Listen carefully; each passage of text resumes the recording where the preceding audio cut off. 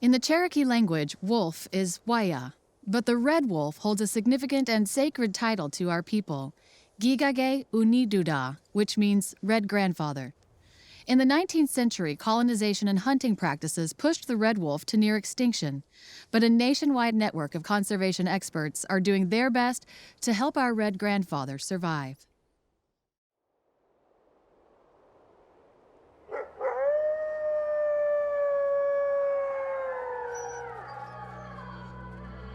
A red wolf is a very interesting creature, and there's a lot of misunderstanding about it.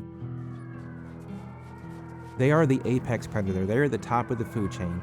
They are the animal that kind of runs and makes sure that the ecosystem is healthy. There's definitely something about a red wolf that's, it has its own elegance to it.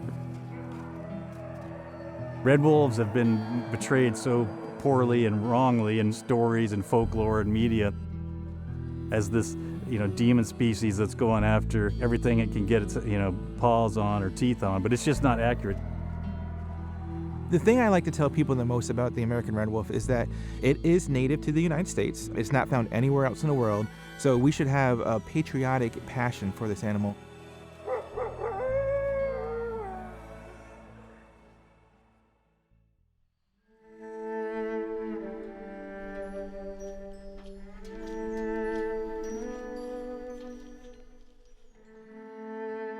Way back, I don't know whether it was in this continent or whether it was back in the old world, there were 7 medicine people.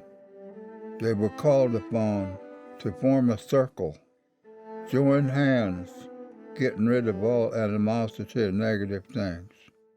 They were turned to the left and faced away from the circle. They were told to go in their direction until they saw some form of animal. The one that went to the south saw a wolf. He come back, he reported. That become the Wolf Clan.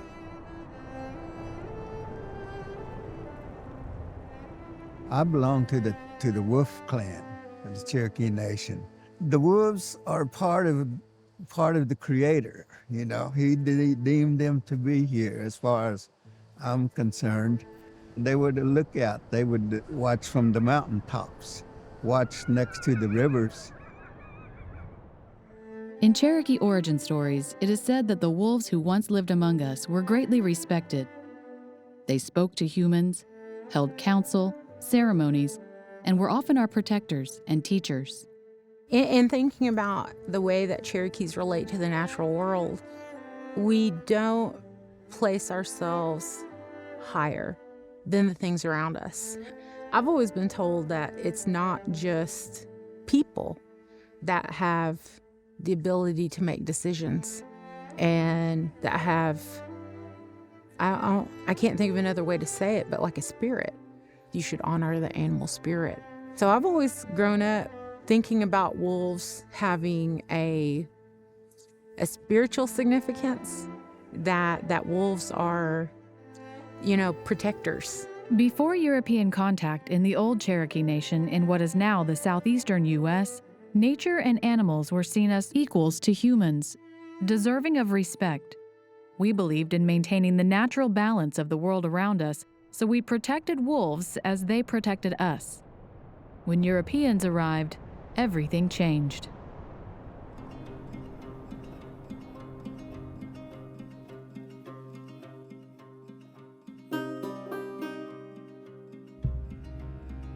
The red wolf is listed as an endangered species under the Endangered Species Act. The technical definition of endangered is a species that is in danger of extinction. Extinction is forever. Look at how many species that we've already lost and we're very close to losing, and you don't get a second chance. She's moved some since we came by before. I can barely see its head above the vegetation. So we've got over 40 remote sensing cameras that we have out throughout the red wolf population area. That's one of the collared wolves right there, one of the adults. Look like the female, probably.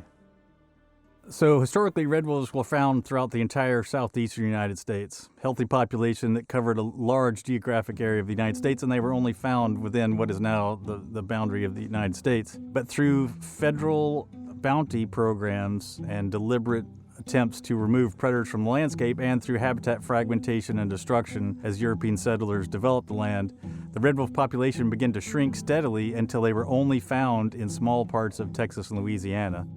The red wolf population hit an all-time low in the 1970s.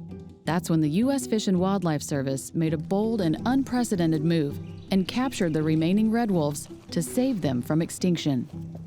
Today, the U.S. Fish and Wildlife Service runs the Red Wolf Recovery Program.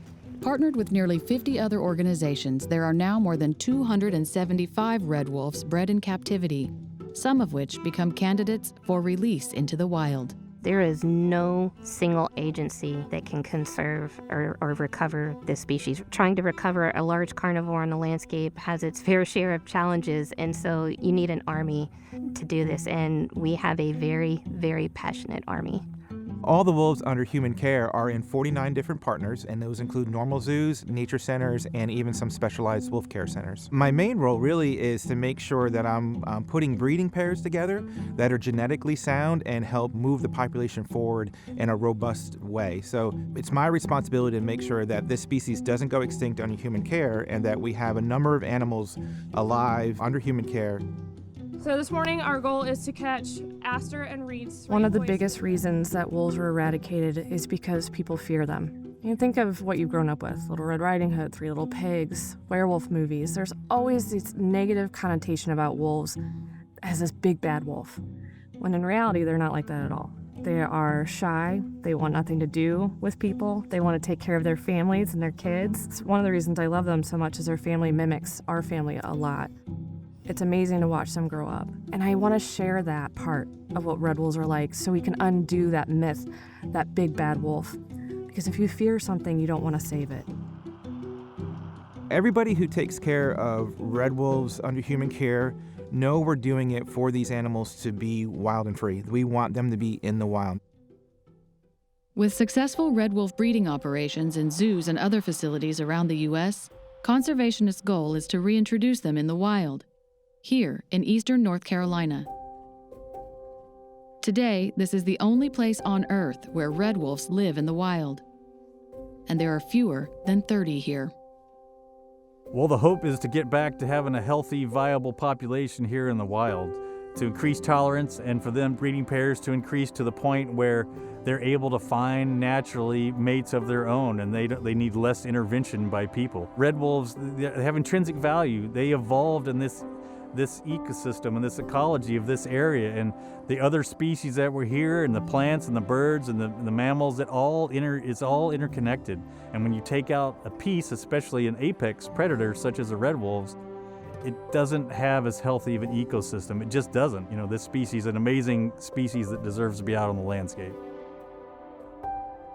I think the red wolves and wolves are kind of symbolic of this larger mismatch in Western worldview and indigenous worldview.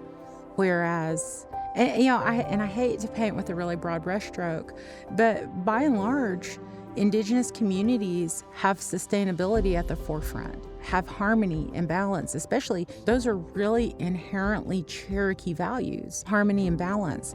And you can't be in harmony and balance with your surrounding if your urge is to dominate, if your urge is to have power over. And so when we start thinking about how can we rehabilitate the image of the wolf for the larger population, you're kind of almost asking for a change of heart. And in order for people to have a change of heart, I believe they have to have understanding. And if the understanding needs to be that nature is this complicated system, and when you make one change here, it has this waterfall of effects that are really unpredictable. So you can't pluck the wolf out of this system and expect there not to be a big waterfall of effects.